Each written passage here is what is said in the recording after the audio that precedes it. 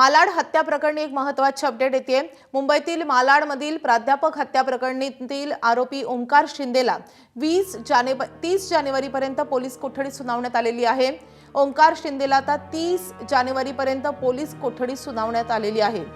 ओंकार शिंदेला आज अटक झालेली होती प्राध्यापक हत्या प्रकरणी।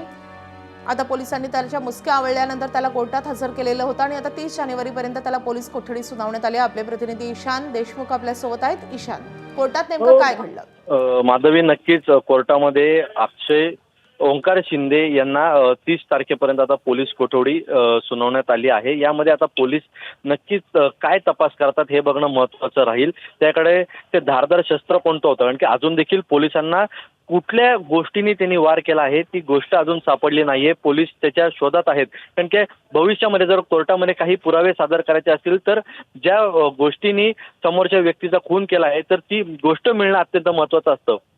त्यामुळे या 5 दिवसामध्ये त्याकडून एक गोष्ट विचारली जाईल, ती म्हणजे कोणत्या गोष्टीने तू वार केला आणि ती गोष्ट आता नेमकी तू कुठे लपवली का कुठे टाकून दिली। त्यामुळे ही पोलीस कस्टडी ही सध्या पोलिसांना मिळाली आहे। त्याचसोबत या आधी देखील या अक्षय शिंदेची कोणती पार्श्वभूमी आहे का हे देखील आता पोलीस तपासतील आणि त्यानंतर ओंकार शिंदे यांची पुन्हा एकदा कोर्टामध्ये हजेरी होईल आणि त्यापुढचा निर्णय कोर्ट काय देतं हे बघणं महत्त्वाचं राहील।